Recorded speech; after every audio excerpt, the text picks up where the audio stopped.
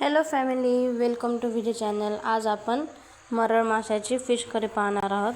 त्यासाठी इथे मी मरळ मासा धुवून घेतलेला आहे आणि याचेच आपण फिश फ्राय पण करणार आहोत। चला तर आपण मरळ माशाची भाजी पाहूया। इथे मी मिक्सरचं भांडं घेतलेलं आहे। त्यामध्ये आपण आता बारीक करण्यासाठी आलं टाकू आणि सोबतच लसूण पण टाकून त्याची पेस्ट करून घेऊ।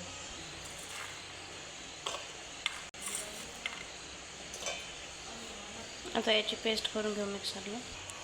थोडीशी अशी फ्रेश कोथिंबीर टाकून त्याची पण पेस्ट करून घेऊ। आता हे आपली पेस्ट तयार आहे। इथे गॅसवर मी पातेलं ठेवलेलं आहे, त्यामध्ये एक पळी तेल टाकते।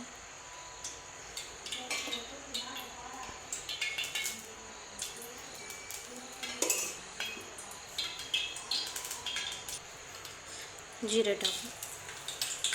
जिरे छान फुलून आले की त्यामध्ये आपण आता बारीक चिरलेला कांदा टाकूया।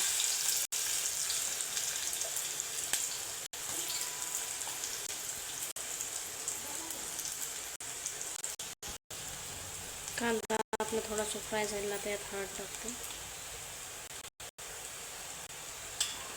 हळद टाकून ते पण छान प्रकारे मिक्स करून घेऊ।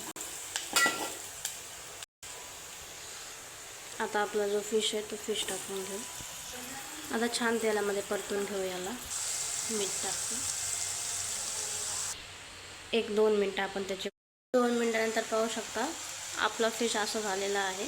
आता यात आपण थोडंसं हलकंसं पाणी टाकून त्याला छान प्रकारे शिजवून घेऊ। इथे मी थोडंसं पाणी टाकते, झाकून त्याचे 2 मिनटं शिजवून घेऊ। आता मिक्सरच्या भांड्यामध्ये आपण कांदा, ओलं खोबरं, आलं लसूण टाकून त्याची पेस्ट बनवून तयार करून घेऊ। आपल्या फिशची वाफ काढून घेतली आहे मी, 2 मिनटं शिजवलं आहे। आता आपण हे बंद करून घेऊ। इथे भाजी बनवण्यासाठी इथे पातेल्यामध्ये मी इथं 2 पळी तेल टाकलेले आहे आणि आपला जो मसाला आहे तो पण इथं वाटण टाकते आणि त्याला आपण छान प्रकारे तेलामध्ये परतून घेऊ। आता आपला मसाला छानपैकी परतला। आता यात आपण